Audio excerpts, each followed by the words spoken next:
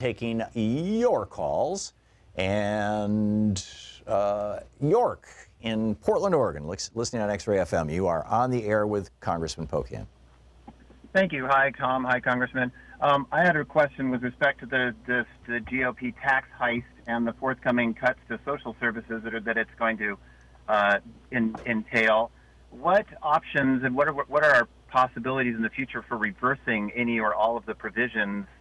And what are the likelihood of those things actually working, given that we've just given another $1.5 trillion to these already very powerful interest groups and taken it away from the rest of us?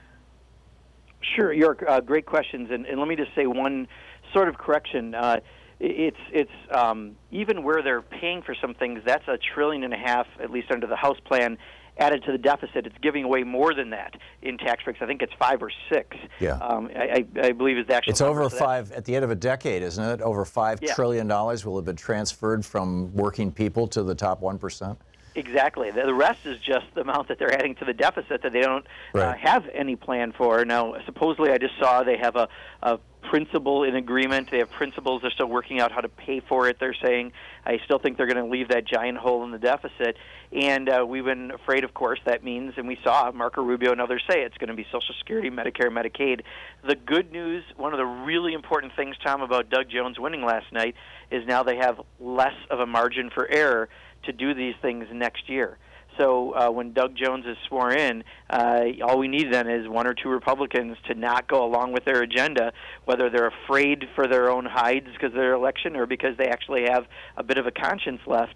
And then we can stop them from doing some of those things. So that election was really important for many reasons last night. The other thing that York asked was, can we change this? And I think yes. If Democrats take over the House and the Senate, and it'll probably take us having to take over the White House as well, but we can absolutely do that. And looking at the economic messages out of Chuck Schumer and Nancy Pelosi right now, out of our leadership, I think there's a real commitment to do the right thing.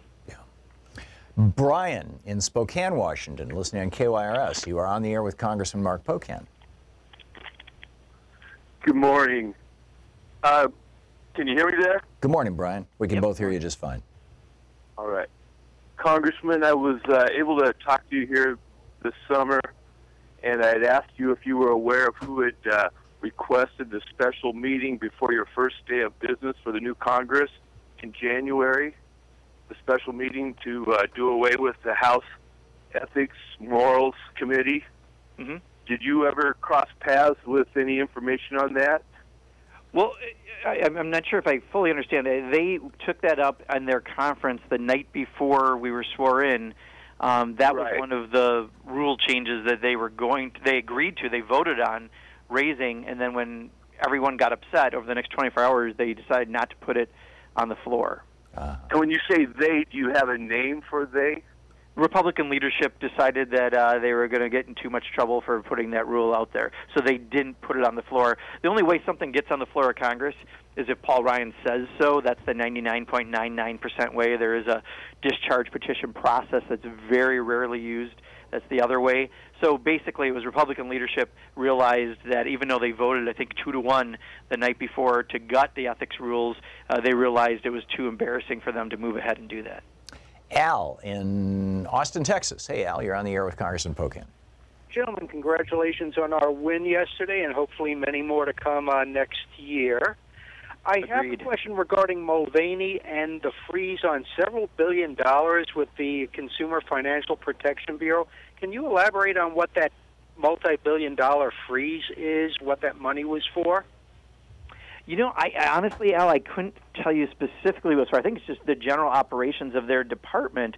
So this is that fight where, in the law as passed, the decision was not coming from the president to pick a new person. That's why they put a new person in place when Cordry left. But then President Trump is essentially trying to exert more power than he has by when he put Mulvaney there. And there's going to be lawsuits and other things that'll slow down that process. But, the Republicans have been hell-bent on getting rid of that agency. It's done so much good already for consumers in protecting them and saving them money. They just want to go back to the bad old days of how Wall Street operated, and they're going to try to do it in any way possible, regardless of how legal or illegal their power grab is. So it's going to be something that we're going to have to wait and see how the legal side of this continues to proceed. But this is their attempt to try to end that agency's work on behalf of consumers. Yeah, Congressman, we have just 30 seconds to the break. Do you expect that, if Democrats were doing this kind of stuff, there would be calls for prosecution by Republicans? Is there, or at least investigations? I mean, is there any effort to look into what Pruitt and Mulvaney and Zinke are doing, the kind of damage they're doing to our country, particularly Mulvaney? Yeah, I think just in general, I mean, Democrats need to start taking off the gloves.